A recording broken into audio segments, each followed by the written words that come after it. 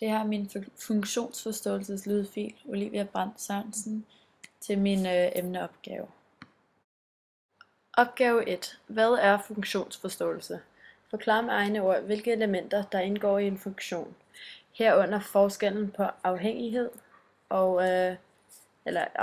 og uafhængige variabler, og hvornår det ikke er en funktion. Hvis man kigger på en funktion, kan man se sammenhængen mellem mindst to variabler. Variabel y er en funktion af variabel x.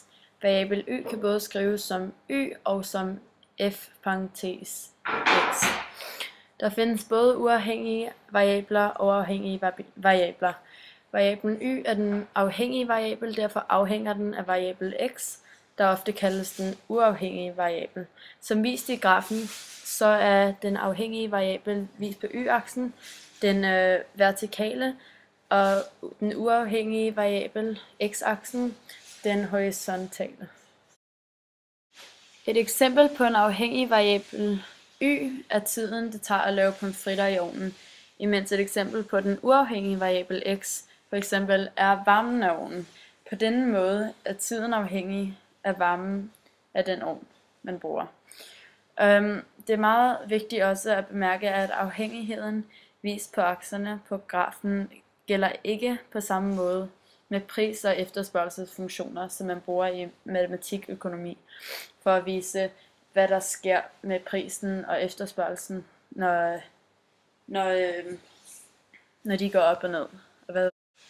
Lad os kigge på den næste graf. Man har kun en funktion, når hver x-værdi kun fører over i en y-værdi, som man kan se på den her. For eksempel den første x, man kan se her. Når den går ned, så er der egentlig så krydser den kun over til en y-værdi. Og sammen med den lidt senere her, når x'en er lidt større, så er der også kun en y-værdi. Der er ikke noget sted på den her graf, hvor en x-værdi kan være flere forskellige y-værdier. Man har ikke en funktion, når en værdi af x resulterer i mere end en y-værdi, som er vist i den her graf. For eksempel der, hvor x er indikeret på den her graf, så kan man se, at der er to forskellige y-værdier. Faktisk en, der er negativ, og en, der er positiv. Det er lige meget, om det er negativ eller positiv, men en x-værdi kan give to y-værdier, hvis det skal være en funktion. Okay, der findes både injektive funktioner og nogle, der hedder ikke-injektive funktioner. Til hver en x-værdi, lige meget hvad den er, så kan man finde en y-værdi, som jeg viste før. Altså hvis det er en funktion, så er der så kun en y-værdi. Så hvis man til en x-værdi har en y-værdi, så hedder det en injektiv funktion, hvor alle enten monotont vokser eller monotont falder. Eksempler af injektive funktioner er f.eks. lineære, eksponentielle, potens, kvadratroder og logaritme. Et eksempel er så den her lineære injektive funktion, der er vist på den her graf. Når der til flere end en x-værdi hører en y-værdi, så har man en ikke-injektiv funktion. Et eksempel er polynomier med en grad, der er større end for eksempel x i anden eller x i 8. Et eksempel på en polynomier ikke-injektiv funktion på en graf, altså den her du kan se her,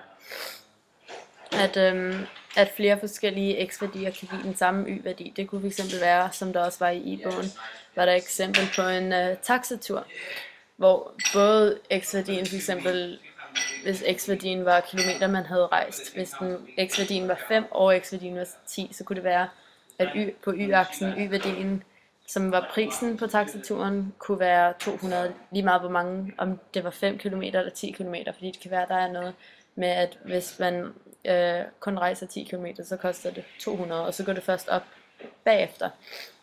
Så på den måde kan det fungere, men polynomier er faktisk ikke altid ikke-injektive funktioner. For eksempel polynomiet y er lige med x i 7. plus x er en... Undskyld, det jeg vil sige, det fortsætter jeg lige her. Polynomier med den her graf kan jeg sige det, at de ikke altid ikke-injektive funktioner. Så for eksempel det der polynomial, der er y er lige med 6 i 7. plus x, samt med y er lige med 6 i 3. plus x, er en injektiv funktion faktisk. Fordi når den tegnes på en graf, ser den ud som den her graf, at man kan se, at hver x-værdi kun hører til en y-værdi. Opgave 2. Definitionsmængder, nulpunkter og monotoniforhold.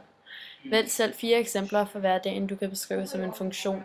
Angiv definitionsmængde, værdimængde, nulpunkterne og for tegnsvariation, monotoniforhold.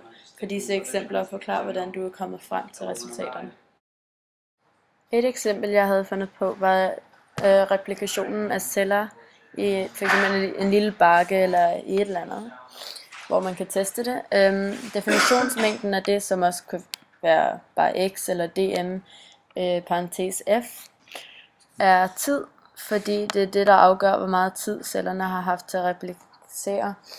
Og nu mere tid de har selvfølgelig, det er det, der afgør, hvor mange celler, der har replikeret, og hvor mange celler, der er i den bakke. Derfor er værdimængden så y, eller vm, parentes f, antal celler, der er i bakken. Nulpunktet er værdien af y, når tiden, som er x, ikke er begyndt endnu, så når tiden er 0, er y-værdien det antal af celler, der er i bakken, før der har været tid til at være noget replikation. For tegnsvariation og monotoniforhold, den her injektive funktion, hvor x-værdien hører til en y-værdi, er monotont voksende. Fortegnet er positivt for hver eneste mulige værdi. Eksempel nummer 2 er at køre til universitetet. Definitionsmængden vil være tiden på dagen, fordi der er forskellige mængder af trafik, afhængig af hvor travlt mennesker på vejen har det. For eksempel om morgenen kan det være, at der er flere mennesker, end der er om aftenen eller til frokosttid. Værdimængden eller y, altså antal minutter eller et eller andet tid, det tager at komme fra ens hus til universitetet, afhængig af hvad tid på dagen det er. Det kunne også være i timer eller sekunder, det kommer an på, hvor langt der er. Nulpunkterne har jeg glemt at skrive her, men x lige meget hvad tiden på dagen er x, og hvad tid man tager afsted, så vil det altid starte på 0 minutter, så y vil altid være 0 i starten.